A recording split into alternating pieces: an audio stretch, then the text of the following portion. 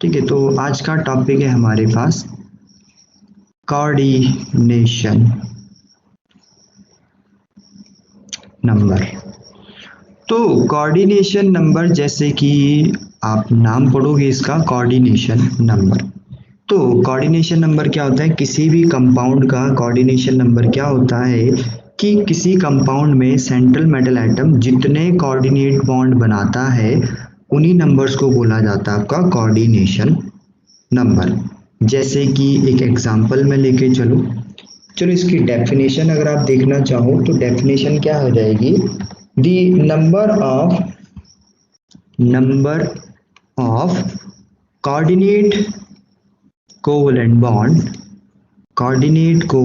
Bond formed by central metal atom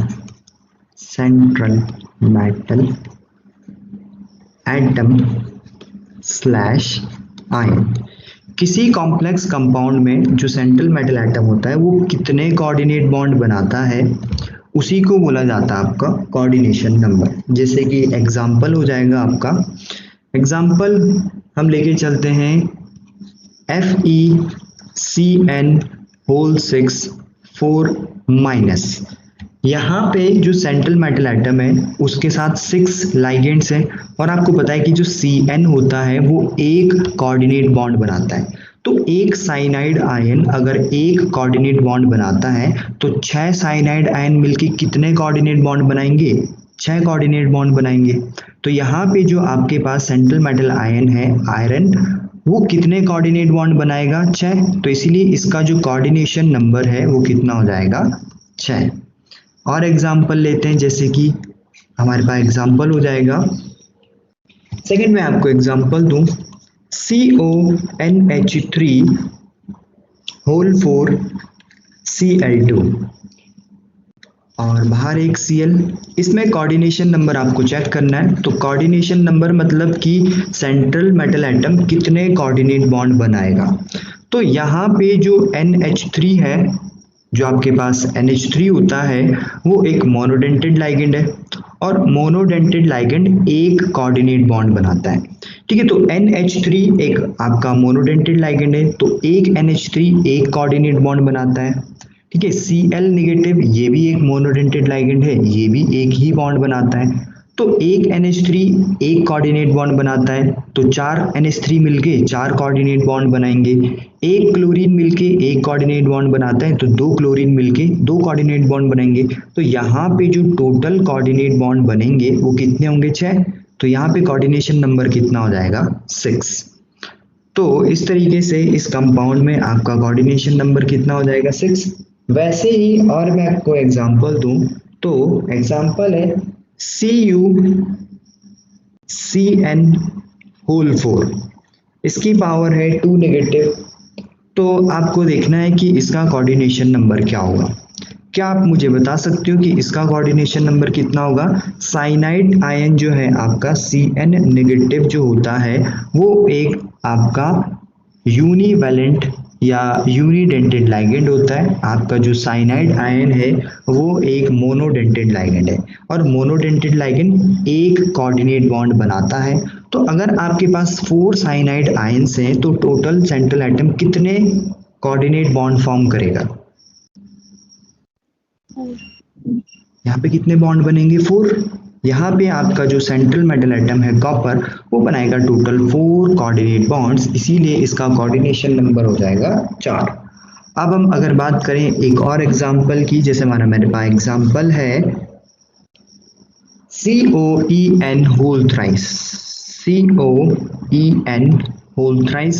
इसके power में आपके पास है 3 पॉजिटिव। आपको चेक करना है कि इसका कोऑर्डिनेशन नंबर क्या होगा। हमें पता है कि जो En है वो एक बाइडेंटेड लाइगेंड होता है, मतलब एक En बनाता है 2 कोऑर्डिनेशन बॉन्ड। तो हमारे पास है 3 En के। En क्या होता है, इथाइलिन डाइअमाइन। एक इथाइलिन डाइअमाइन का जो है 2 कोऑर्डिनेशन बॉन्ड बनाता है, इथाइलिन डाइअमाइन। तो इथाइलिन डाइअमाइन का स्ट्रक्चर कैसा होता है, CH2 CH2 NH2 NH2।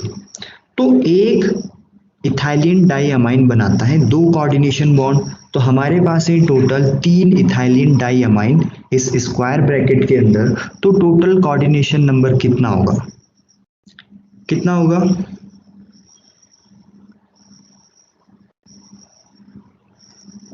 Coordination number क्या होगा यहाँ पे?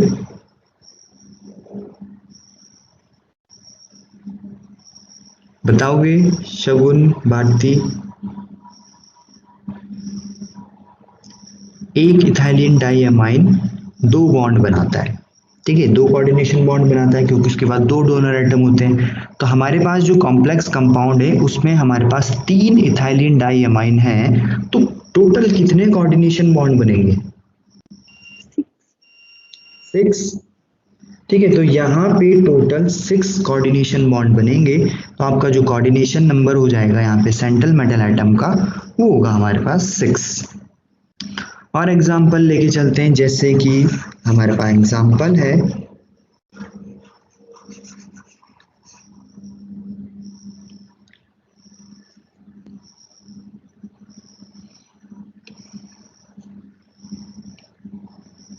Na3FeC2O4 whole thrice.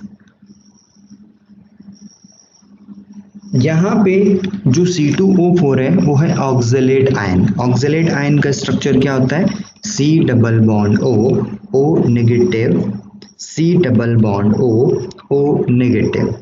तो एक आपका जो ऑक्सलेट आयन है वो 2 कोऑर्डिनेशन बॉन्ड बनाता है, ठीक है। आपके पास 2 डोनर एटम है ऑक्सलेट आयन में, तो एक ऑक्सलेट आयन जो है 2 कोऑर्डिनेशन बॉन्ड बनाता है।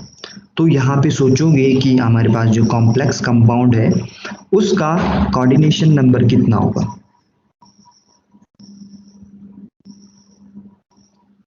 कोऑर्डिनेशन नंबर क्या होगा इस कंपाउंड में? Na3FeC2O4 whole thrice.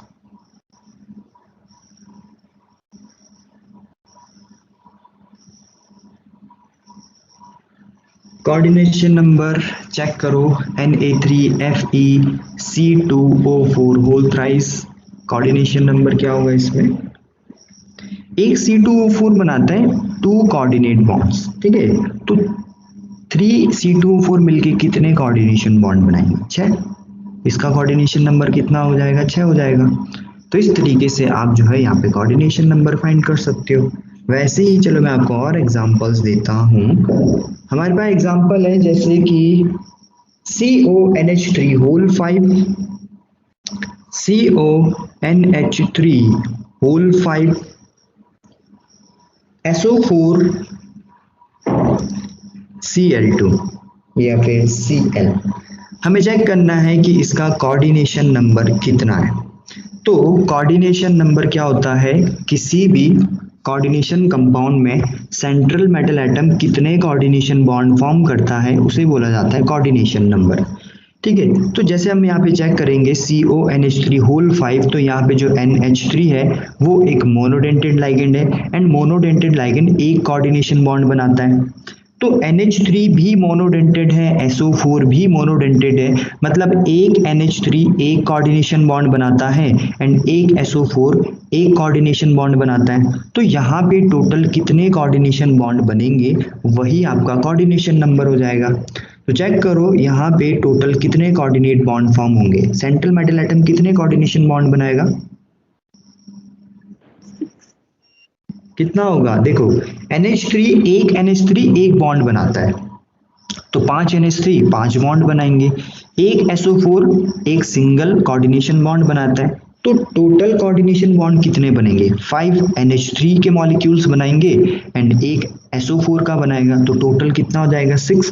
तो इस तरीके से इसका कोऑर्डिनेशन नंबर भी हो जाएगा 6, ठीक है। तो ये होता है हमारे पास कोऑर्डिनेशन नंबर। कोऑर्डिनेशन नंबर क्या होता है कि आपका जो सेंट्रल मेटल एटम होता है या आयन होता है किसी भी कॉम्प्लेक्स कंपाउंड में, वो टोटल कितने कोऑर्डिनेट बॉन्ड फॉर्म कर सकता है उसी नंबर को बोला जाता है आपका कोऑर्डिनेशन नंबर, ठीक है। सिंपल एग्जांपल देख लो फिर से एक बार, जैसे FeCN होल 6 है, इसमें जो साइनाइड है एक साइनाइड एक कोऑर्डिनेशन बॉन्ड बनाता है, तो 6 साइनाइड कितने बनाएंगे? 6 कोऑर्डिनेशन बॉन्ड, इसलिए कोऑर्डिनेशन नंबर हो जाएगा 6। CONH3 होल 4 Cl2, यहाँ पे आपका जो NH3 है वो बनाता है एक कोऑर्डिनेशन बॉन्ड, तो 4 NH3 कितने बनाएंगे, 4 कोऑर्डिनेशन बॉन्ड, तो और 2 क्लोरीन मिलके 2 कोऑर्डिनेशन बॉन्ड बनाएंगे, इसलिए टोटल कोऑर्डिनेशन नंबर 6 हो जाएगा। CuCN होल 4 की पावर 2 नेगेटिव। तो साइनाइड भी एक मोनोडेंटेड लाइगेंड होता है, और मोनोडेंटेड लाइगेंड जो है एक ही कोऑर्डिनेशन बॉन्ड बनाता है, तो एक साइनाइड आयन एक कोऑर्डिनेशन बॉन्ड बनाता है, तो 4 साइनाइड आयन मिलके कितने कोऑर्डिनेशन बॉन्ड बनाएंगे, 4, तो यहाँ पे कोऑर्डिनेशन नंबर हो जाएगा फिर से 4। आगे देखोगे जैसे कि एग्जांपल है CuEN होल थ्राइस, तो इसमें एक EN होता है इथाइलिन डाइअमाइन। इथाइलिन डाइअमाइन एक बाइडेंटेड लाइगेंड होता है, और एक बाइडेंटेड लाइगेंड 2 कोऑर्डिनेशन बॉन्ड बनाता है। यहाँ पे हमारे पास टोटल कितने बाइडेंटेड लाइगेंड हैं, 3, तो आपके टोटल कितने कोऑर्डिनेशन बॉन्ड बनेंगे, एक लाइगेंड 2 कोऑर्डिनेशन बॉन्ड बनाता है, तो 3 लाइगेंड कितने बनाएंगे, 6, तो आपका कोऑर्डिनेशन नंबर फिर से 6 हो जाएगा। C2O4 फिर से बाइडेंटेड लाइगेंड है, तो ये कितने बनाएगा आपके लिए, फिर से ये 6 बनेंगे। चलो एक लास्ट एग्जांपल मैं आपको देता हूं, आपको चेक करना है कि कोऑर्डिनेशन नंबर कितना होगा। एग्जांपल है COEN होल ट्वाइस Cl2, इसके लिए आपको बताना है कि कोऑर्डिनेशन नंबर कितना होगा। चेक करो ध्यान से देखना आपको। इथाइलिन डाइअमाइन EN जो है वो एक आपका बाइडेंटेड लाइगेंड है, एक बाइडेंटेड लाइगेंड 2 कोऑर्डिनेशन बॉन्ड बनाता है, एंड दूसरा आपके पास जो क्लोरीन है वो एक मोनोडेंटेड लाइगेंड है। मोनोडेंटेड लाइगेंड एक सिंगल कोऑर्डिनेट बॉन्ड फॉर्म करता है, तो इसका कोऑर्डिनेशन नंबर कितना होगा, सेंट्रल मेटल एटम कितने कोऑर्डिनेट बॉन्ड फॉर्म करेगा। एग्जांपल है COEN whole twice Cl2, coordination number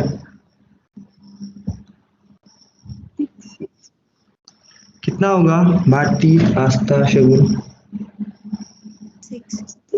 6 हो जाएगा, तो इसका कोऑर्डिनेशन नंबर कितना होगा, 6।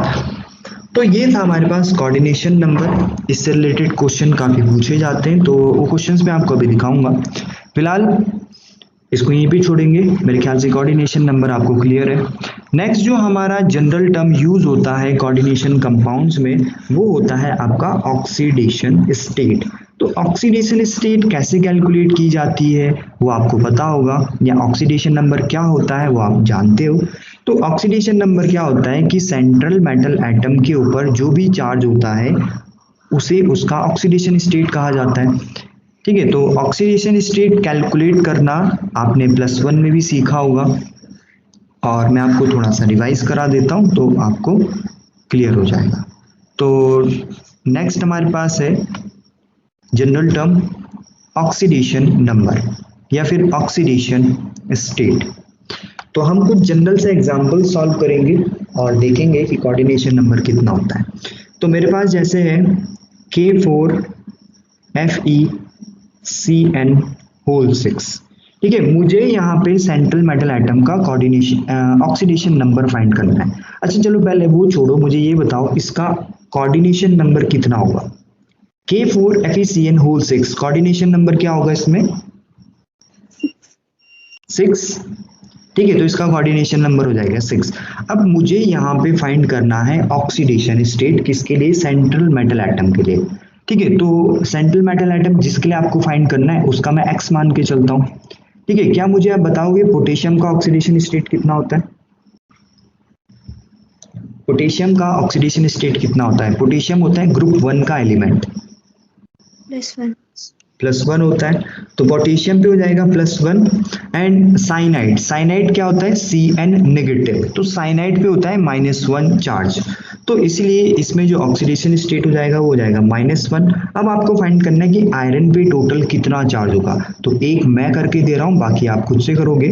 तो देखो हमारे पास है पोटेशियम के कितने एलिमेंट्स हैं, 4, एंड उसका ऑक्सीडेशन स्टेट कितना है, 1 + 1, तो 4 × +1, फिर प्लस आयरन का कितना है, x, एंड फिर आपका हो जाएगा प्लस साइनाइड की कितने नंबर्स हैं, 6, और उसका ऑक्सीडेशन स्टेट कितना होता है, -1। आपका जो टोटल कंपाउंड आपको दिया हुआ है उसमें टोटल चार्ज कितना है, 0, नेट चार्ज कुछ है ही नहीं, न्यूट्रल है, तो इस तरीके से इक्वेशन बनेगी, इसे सॉल्व करेंगे हम। 4 + x - 6 = 0। x की वैल्यू कितनी होगी, x - 2 = 0, x +4। तो इस तरीके से आपका जो सेंट्रल मेटल एटम है उसका जो ऑक्सीडेशन स्टेट होगा वो होगा +4। चलो एक और मैं आपको एग्जांपल देता हूँ। मेरे पास एग्जांपल है CONH3 होल 6 Cl3। चलो इसका आप खुद से ट्राई करना चाहोगे, मैं आपको बता देता हूँ कि NH3 पे जो चार्ज होता है वो 0 होता है। NH3 पे चार्ज 0 है, CO पे होता है x, क्योंकि उसका तो फाइंड करना है, एंड Cl पे आप जानते हो क्लोरीन का ऑक्सीडेशन स्टेट होता है -1। तो कैलकुलेट करो एंड कैलकुलेट करके बताओ कि इसमें सेंट्रल मेटल एटम पे टोटल क्या चार्ज होगा। ओवरऑल चार्ज है 0,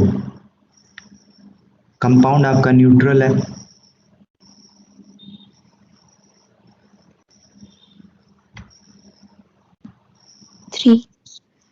थ्री बिल्कुल सही।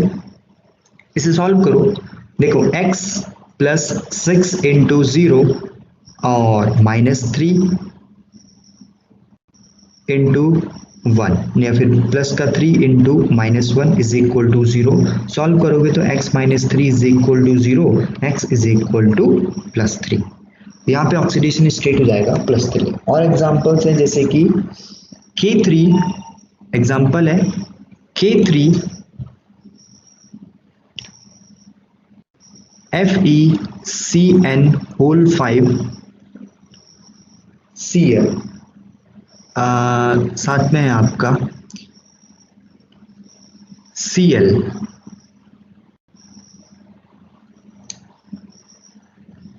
Cl नहीं, इसको हम CO करते हैं। CO होता है कार्बोनाइल। कार्बोनाइल एक न्यूट्रल लाइगेंड होता है, मतलब इसमें कोई भी चार्ज नहीं होता है, तो ऑक्सीडेशन स्टेट 0। साइनाइड पे होता है -1, पोटेशियम पे होता है +1, तो आयरन पे ऑक्सीडेशन स्टेट क्या होगा।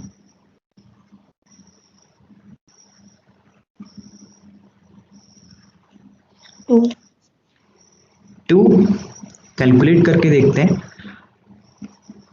पोटेशियम के 3 एलिमेंट्स हैं और उस पर चार्ज होता है +1 इनटू आयरन पे हम x मान के चलते हैं, तो x के कितने एलिमेंट्स हैं, एक ही है, और फिर +5 साइनाइड है, चार्ज होता है -1 एंड प्लस आपका हो जाएगा 0 एंड ओवरऑल चार्ज भी कितना है 0। तो ये हो जाएगा 3 + x - 5 = 0 या फिर x - 2 = 0, x +2। बिल्कुल सही आंसर है आपका, +2 आपका आंसर हो जाएगा। एक और एग्जांपल मैं देता हूं आपको। चलो ये मैं आपको कुछ नहीं बताऊंगा, इस क्वेश्चन में आपको मैं चार्ज भी नहीं बताने वाला, आपको खुद से करना है। COEN होल ट्वाइस F2Cl, यहाँ पे आपको बताना है कि कोबाल्ट पे टोटल कितना चार्ज होगा। x की वैल्यू आपको फाइंड करके बताना है। इस बार मैं आपको चार्ज नहीं बताने वाला, चार्ज आपको खुद से सोचना है। Ethylene diamine EN, chlorine and chlorine, x की वैल्यू कितनी होगी,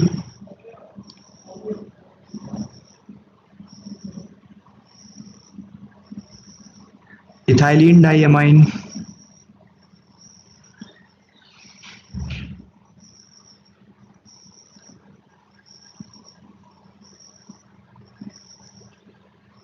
x की वैल्यू कैलकुलेट करो जल्दी से, भारती, शगुन, आस्था।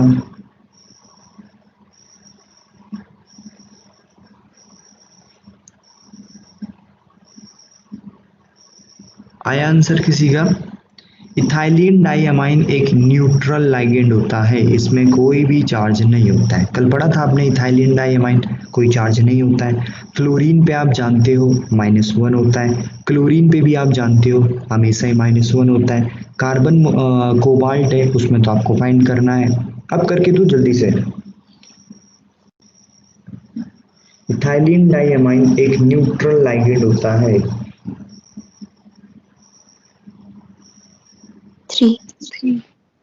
3, तो x की वैल्यू हो जाएगी +3।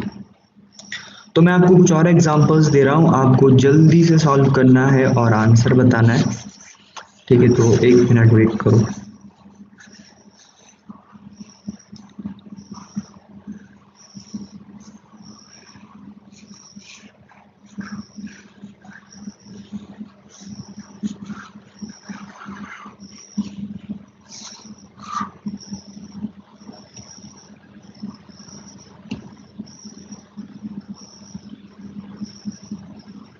क्वेश्चन है CrNH3 होल 4 Cl2Cl, पहला क्वेश्चन। दूसरा है K4NiCN होल 4। एग्जाम्पल है CO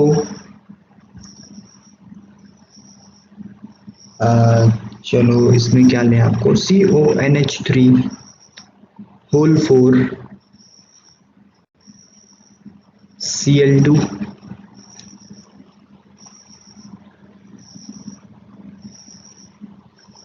आप साथ ही साथ सॉल्व करते रहो।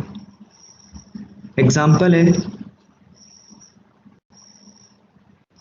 AgNH3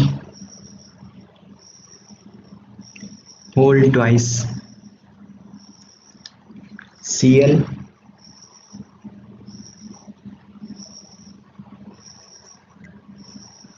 FeH2O whole 5 NoSO4। ये क्वेश्चन एक बार पूछा गया आपको, जेई में पूछा गया, ये क्वेश्चन है, इंपॉर्टेंट है।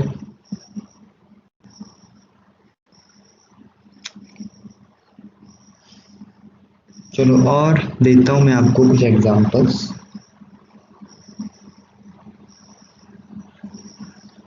Platinum En whole twice Cl2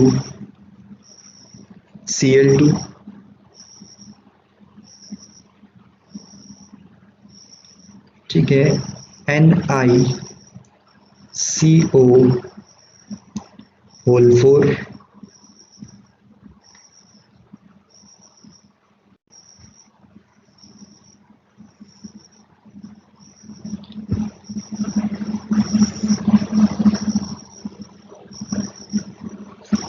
CONH3 whole 5 SO4 Cl। हमारे पास एग्जांपल है COH2O होल 5 SO4 पॉजिटिव। आपके पास एग्जांपल है palladium NH3 whole 4 Cl2 2 positive. और एग्जांपल है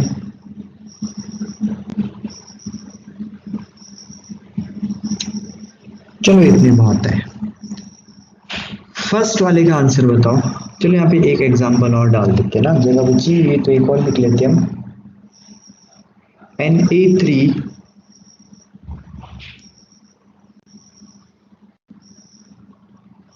Fe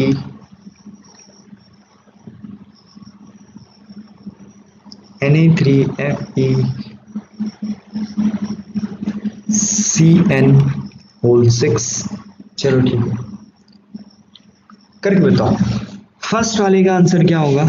क्रोमियम पे कितना चार्ज होगा, क्रोमियम चार्ज बताओगे। -1। माइनस कैसे हो जाएगा, NH3 जीरो होता है, NH3 न्यूट्रल है, NH3 पे कोई चार्ज नहीं होता। अमोनिया तो जीरो है ना आपका, उसमें तो कोई चार्ज ही नहीं है। कितना होगा +3। +3, तो ये हो जाएगा +3। बाकी लोग भी आंसर करें। सेकंड है Na3FeCN6, साइनाइड पे -1, Na पे +1, टोटल चार्ज कितना होगा Fe पे?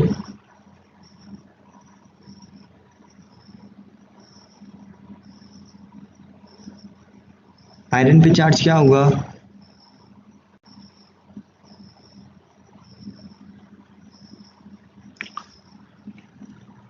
जल्दी बताओ, इतनी कैलकुलेशंस नहीं है उसमें, छोटी सी कैलकुलेशन है।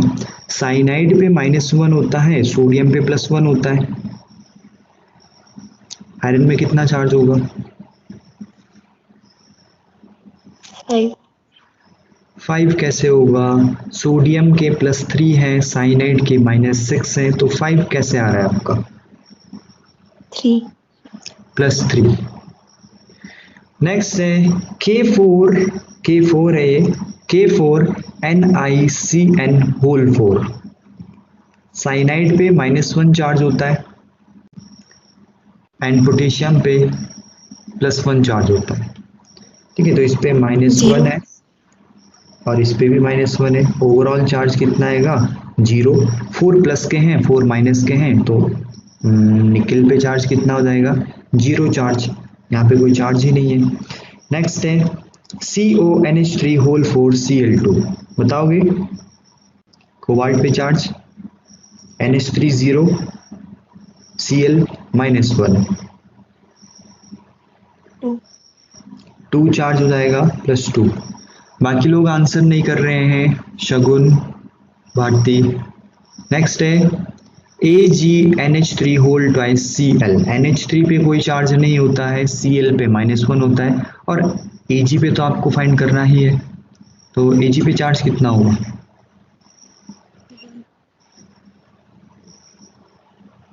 1। +1, ठीक है। नेक्स्ट है FeH2O5NOSO4, यहाँ पे अगर मैं आपको याद दिलाऊं तो आपका जो NO होता है उसमें चार्ज होता है +1, मैंने कल आपको बताया होगा NO पे +1 चार्ज होता है, तो ये +1 है और आपका जो SO4 है उस पे -2 चार्ज होता है, तो आयरन पे टोटल चार्ज क्या होगा? ये क्वेश्चन पूछा गया आपको एक बार जेईई में,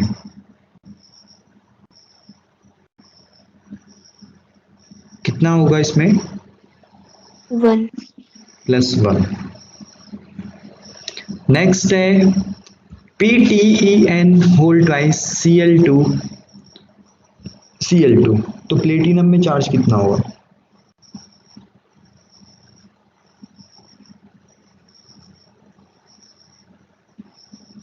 इथाइलिन डाइअमाइन न्यूट्रल होता है, उसमें कोई भी चार्ज नहीं होता है। 2। 2, 4। 4, तो इसमें हो जाएगा 4। नेक्स्ट है NiCO4, तो कार्बन मोनोऑक्साइड या कार्बोनाइल जो हमारे पास लाइगेंड होता है वो एक न्यूट्रल लाइगेंड है, तो निकल पे कितना चार्ज होगा? 0। 0, तो यहाँ पे निकल पे कोई चार्ज नहीं होगा। नेक्स्ट अगर हम बात करें CONH3 5SO4Cl, यहाँ पे NH3 पे कोई चार्ज नहीं होता, सल्फेट पे -2 होता है एंड क्लोरीन पे -1 होता है, तो कोबाल्ट में कितना चार्ज आएगा? Oxidation state of cobalt 3। 3, बिल्कुल सही, ठीक है, तो इसमें हो जाएगा 3। नेक्स्ट अगर हम बात करें कार्बन मोनोऑक्साइड, ये है कोबाल्ट, H2O5 SO4 और होल पावर में आपका पॉजिटिव चार्ज।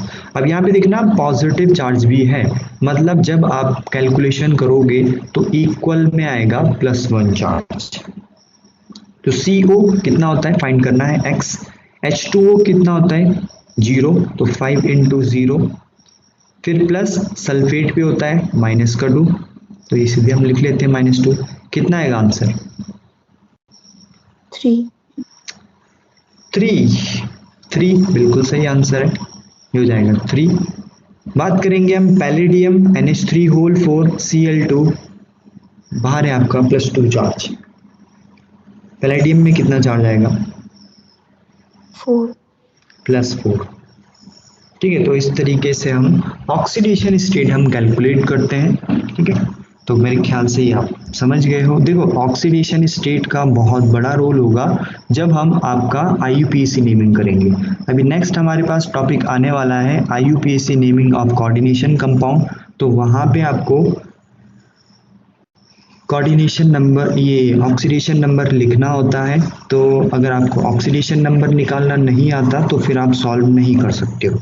ठीक है, फिर आपको नेमिंग समझ नहीं आएगी। तो मैं आपको कुछ क्वेश्चंस दिखाना चाहूंगा जो कि प्रीवियस ईयर में पूछे गए हैं। वेट करो फिर।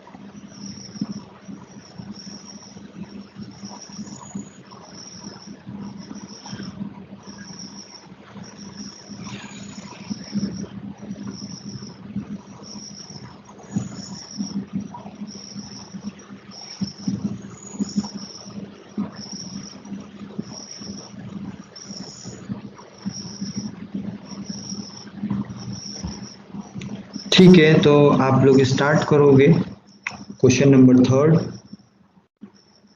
इसमें देखो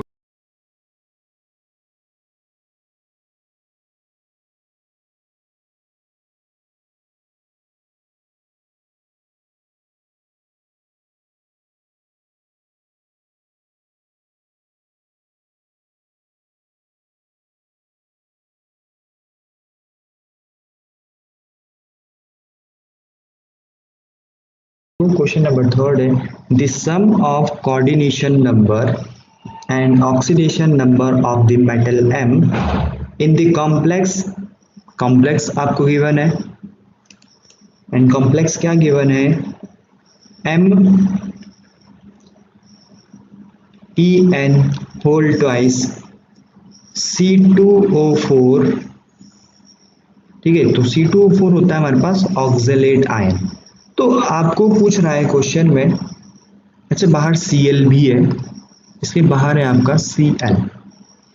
तो क्वेश्चन पूछ रहा है the sum of coordination number and oxidation number of the metal M in the complex MEN whole twice C2O4 Cl where En is ethylene diamine. तो पहले मुझे ये बताओ कि इसमें कोऑर्डिनेशन नंबर क्या होगा। कोऑर्डिनेशन नंबर इथाइलिन डाइअमाइन एक बाइडेंटेड लाइगेंड है, C2O4 भी एक बाइडेंटेड लाइगेंड होता है। तो टोटल कितने coordination bond central metal atom form कर सकता है? 6 कोऑर्डिनेशन नंबर हो जाएगा 6। और फिर आपको चेक करना है ऑक्सीडेशन नंबर। तो ऑक्सीडेशन नंबर कितना होगा इसके लिए, मेटल है इथाइलिन डाइअमाइन एक न्यूट्रल लाइगेंड होता है, C2O4 ऑक्सलेट आयन होता है COO माइनस COO माइनस। तो इसमें होता है -2 चार्ज, फिर Cl पे -1 है, ये हो जाएगा X 0 -2 और -1। तो कितना होगा,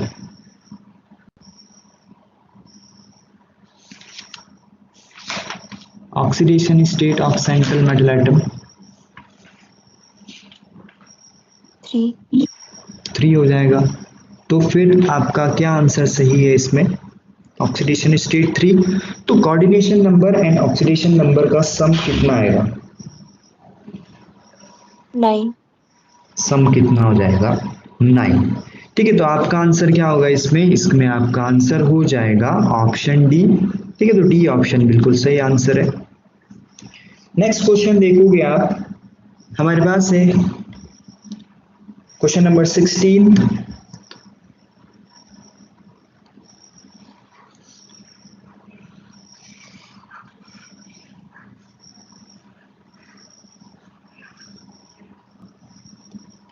16 क्वेश्चन में कह रहा है the correct charge on and coordination number of Fe in K3FeCN whole 6।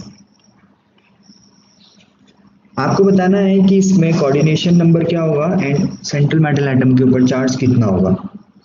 Compound है K3FeCN होल 6।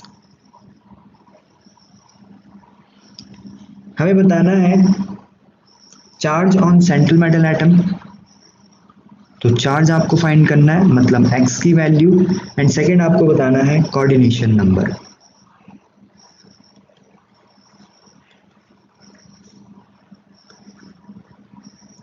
सबसे पहले बात करते हैं चार्ज की, तो चार्ज कितना होगा,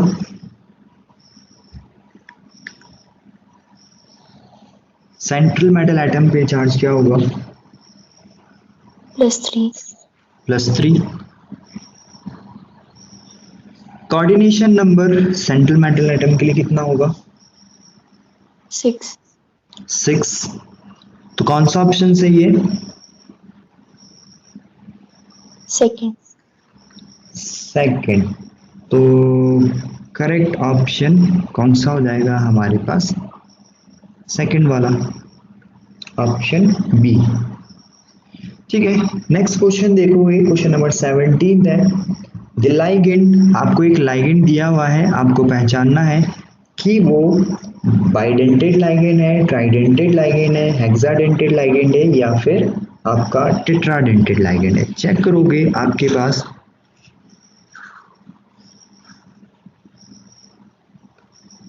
ठीक है, हमें लाइगेंड दिया हुआ है OOC, कुछ इस तरीके से, O पे है नेगेटिव चार्ज, फिर है CH2 whole twice, NCH2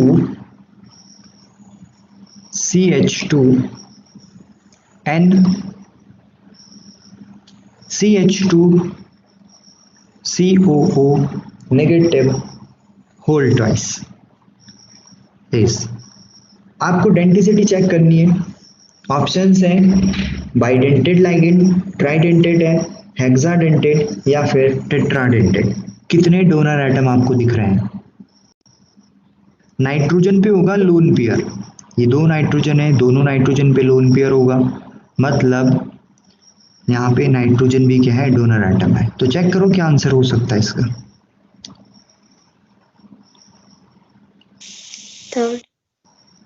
third.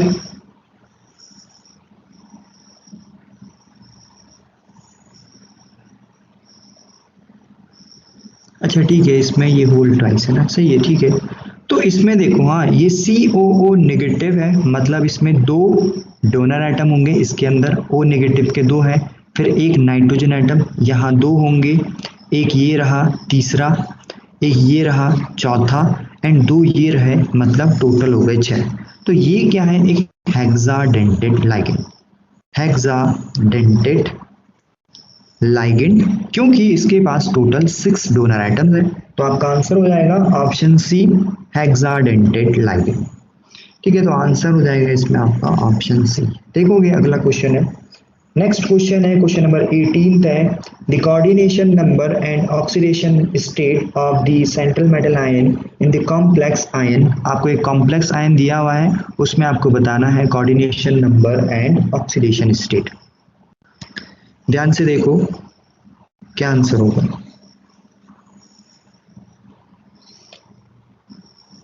Complex हमें दिया हुआ है CrCl2OX। OX किसको कहते हैं, OX मैंने आपको बताया होगा ऑक्सलेट आयन। 3 नेगेटिव। तो यहाँ पे जो OX है वो क्या है, ऑक्सलेट आयन है। ऑक्सलेट आयन का फॉर्मूला होता है COO माइनस COO माइनस। तो आपको चेक करना है कि coordination number and oxidation state. तो पहले हम बात करते हैं कोऑर्डिनेशन नंबर की।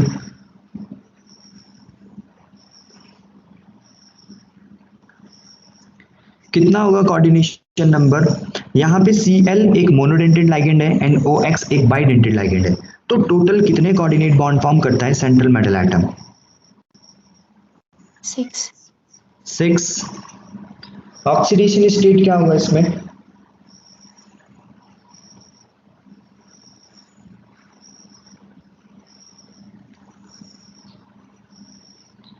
चेक करो ऑक्सीडेशन स्टेट।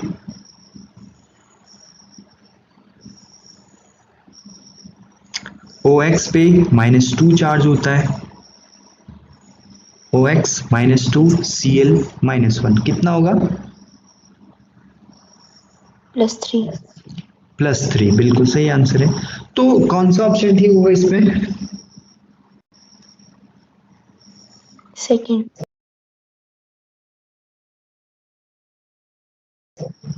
सेकंड ऑप्शन बिल्कुल सही आंसर है। तो इसका आंसर हो जाएगा आपका ऑप्शन बी। ठीक है, नेक्स्ट देखोगे question number 19, amongst the following the most stable complex. खैर ये हमने अभी नहीं पढ़ा हुआ है। क्वेश्चन नंबर 20 आप लोग कर सकते हो। क्वेश्चन नंबर 20 है the oxidation number of cobalt in complex किया हुआ है हमें, और आपको बताना है कि उसमें ऑक्सीडेशन स्टेट क्या होगा कोबाल्ट का सेंट्रल मेटल एटम के लिए। क्वेश्चन नंबर 20 है और आपको कंपाउंड दिया हुआ है पोटेशियम CO होल 4। ठीक है, चेक करो कार्बन मोनोऑक्साइड या जो कार्बोनाइल है उसपे होता है 0 चार्ज, ये एक न्यूट्रल लाइगेंड होता है। तो X की वैल्यू कितनी होगी?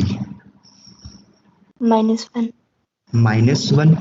ठीक है, तो कौन सा ऑप्शन सही हो जाएगा? Option C. ऑप्शन सी आपका सही आंसर। क्वेश्चन नंबर 21 आपको बताना है ethylene 1,2-diamine is an example of ethylene 1,2-diamine। Ethylene 1,2-diamine is an example of। क्या आंसर होगा? इथाइलिन 1,2-diamine, इथाइलिन होता है CH2। तो फर्स्ट एंड सेकेंड दोनों ही पोजीशन पे क्या है? अमाइन है। तो इथाइलिन 1,2-diamine NH2। तो ये एक मोनोडेंटेड लाइगेंड है, बाइडेंटेड लाइगेंड है, ट्राइडेंटेड लाइगेंड है या फिर हेक्साडेंटेड लाइगेंड है? बाइडेंटेड. बाइडेंटेड। तो आपका आंसर हो जाएगा इसमें ऑप्शन बी, बाइडेंटेड लाइगेंड। क्योंकि इसमें 2 डोनर एटम्स हैं इसलिए ये हो जाएगा हमारे पास बाइडेंटेड लाइगेंड। ठीक है, वैसे ही आप देखोगे क्वेश्चन नंबर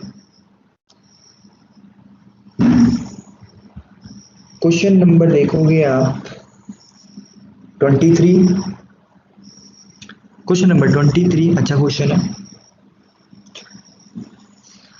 23 में कह रहा है the coordination number, oxidation number and the number of D electron in the metal ion of the complex आपको दिया हुआ है। आपको पहचानना है कि कोऑर्डिनेशन नंबर क्या होगा, ऑक्सीडेशन नंबर क्या होगा एंड डी ऑर्बिटल में कितने इलेक्ट्रॉन्स होंगे, डी सबसेल में कितने इलेक्ट्रॉन्स होंगे। कॉम्प्लेक्स दिया हुआ है COCl2En होल ट्वाइस Cl। चलो ठीक है, हमें पूछा हुआ है कोऑर्डिनेशन नंबर। तो सबसे पहले बात करते हैं हम कोऑर्डिनेशन नंबर की। कितना होगा कोऑर्डिनेशन नंबर? 6. 6, बिल्कुल सही। यहाँ पे आपका जो क्लोरीन है वो मोनोडेंटेड लाइगेंड है और इथाइलिन डाइमाइन बाइडेंटेड लाइगेंड है, तो जो टोटल कोऑर्डिनेट बॉन्ड फॉर्म होंगे वो होंगे 6। नेक्स्ट आपको बताना है oxidation state of central metal atom. 3. 3 plus 3 हो जाएगा आपका, क्योंकि इथाइलिन डाइमाइन में कोई चार्ज नहीं होता है, क्लोरीन पे होता है -1, तो टोटल कितना है -3। एंड थर्ड आपको बताना है कि सेंट्रल मेटल एटम के पास डी सबसेल में टोटल कितने इलेक्ट्रॉन्स हैं, तो हमें बताना है डी इलेक्ट्रॉन्स। देखो चलो इसको मैं करके दिखा देता हूँ। आपके पास जो कोबाल्ट होता है, कोबाल्ट का electronic configuration atomic number 27, electronic configuration 3d7 4s2। क्योंकि यहाँ पे कोबाल्ट पे चार्ज कितना है +3, तो कोबाल्ट +3 का इलेक्ट्रॉनिक कॉन्फ़िगरेशन क्या होगा बताओगे?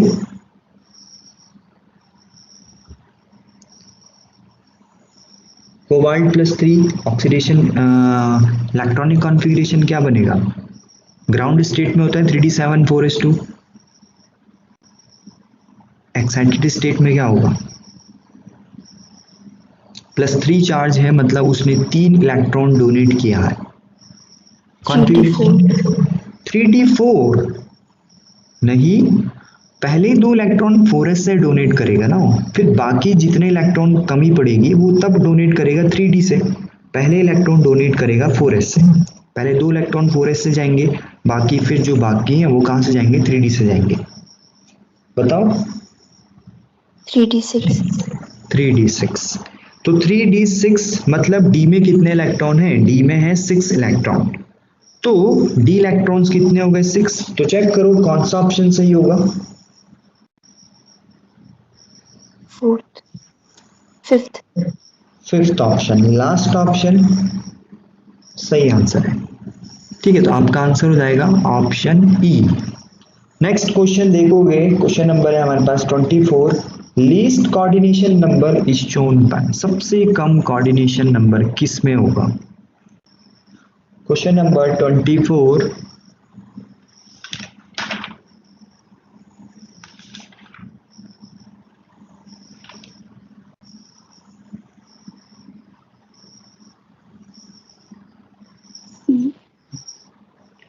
कौन सा होगा?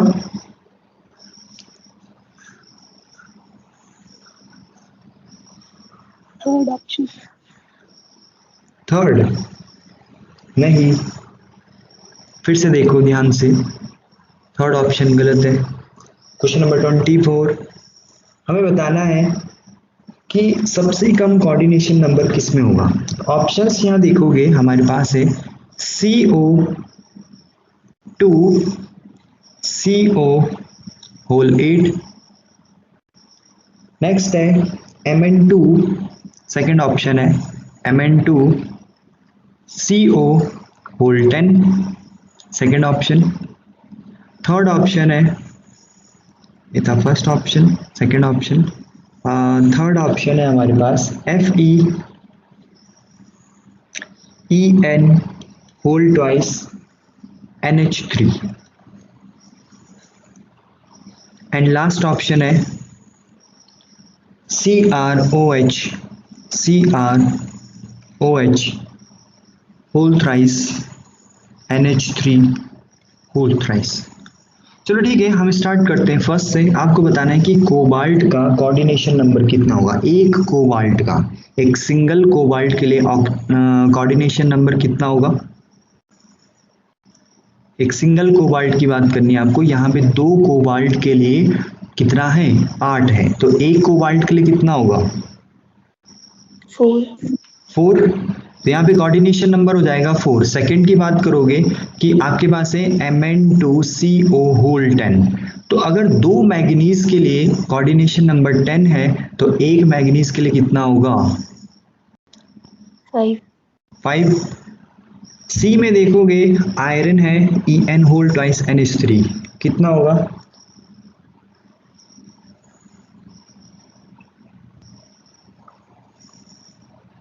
कोऑर्डिनेशन नंबर इथाइलिन डाइअमाइन बनाता है, एक इथाइलिन डाइअमाइन 2 कोऑर्डिनेशन बॉन्ड बनाता है। ऑप्शन सी में कोऑर्डिनेशन नंबर कितना होगा? 5. 5। ऑप्शन डी में कोऑर्डिनेशन नंबर कितना होगा? 3. 3। OH whole thrice NH3 whole thrice, total कितने लाइगेंड्स हैं? 6। कोऑर्डिनेशन नंबर कितना होगा?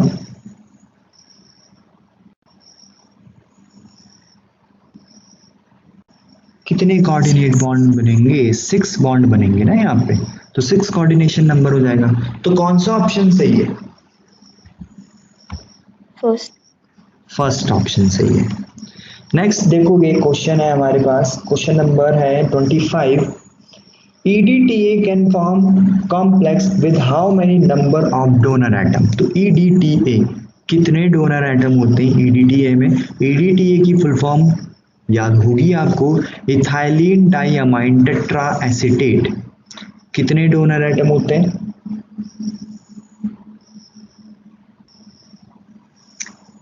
EDTA इथाइलिन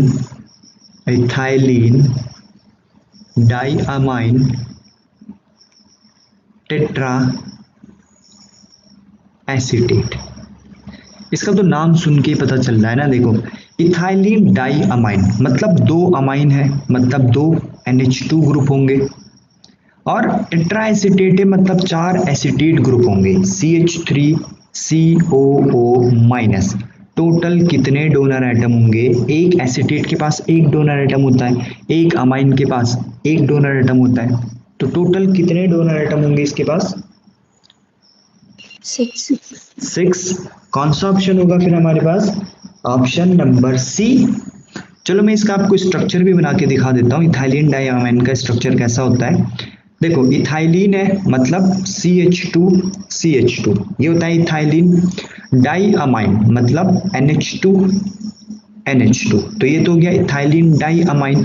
अब आपके पास है टेट्रा एसीटेट, तो टेट्रा एसीटेट के लिए आप क्या करोगे, जो ये 4 हाइड्रोजन है नाइट्रोजन के पास, उनको हटा के आप क्या लगा दोगे? एसीटेट। तो नाइट्रोजन में जो हाइड्रोजन से उन्हें आप रिप्लेस कर दोगे एसीटेट ग्रुप से CH2COO-,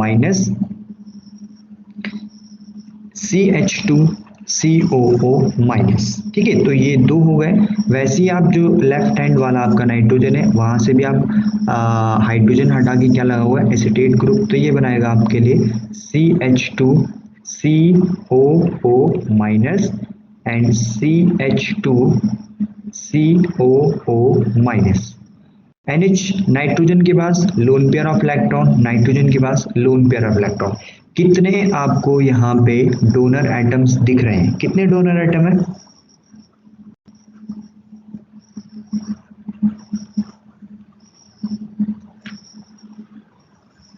यहाँ पे कितने डोनर एटम्स होंगे? 6। तो आपका जो डेंसिटी है वो जाएगी 6। वैसे ही आप देख सकते हो क्वेश्चन नंबर 26 है the coordination number of platinum and iron in complex PtCl6 and FeNH3 respectively. दो कंपाउंड्स आपको दिए हुए हैं और आपको बताना है कोऑर्डिनेशन नंबर।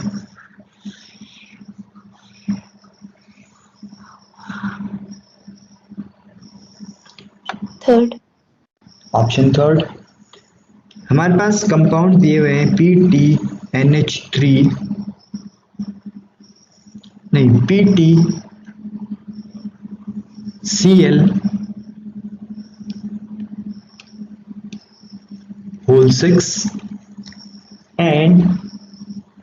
FeNH3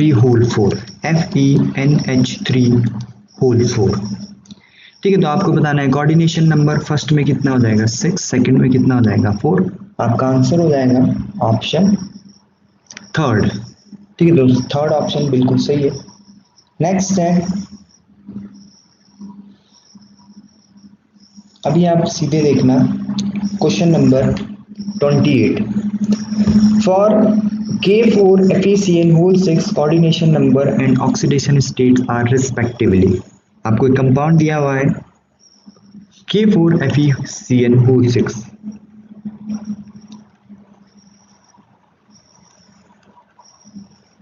आपको बताना है coordination number and oxidation state.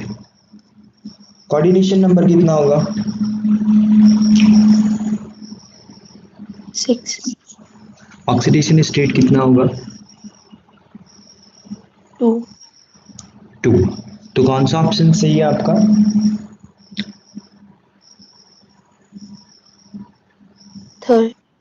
Third option. ठीक है, तो आज हमने देखा आपका oxidation state and coordination number के बारे में. आपको क्लियर हो गया होगा शायद. ठीक है, तो नेक्स्ट टॉपिक जो है हम करेंगे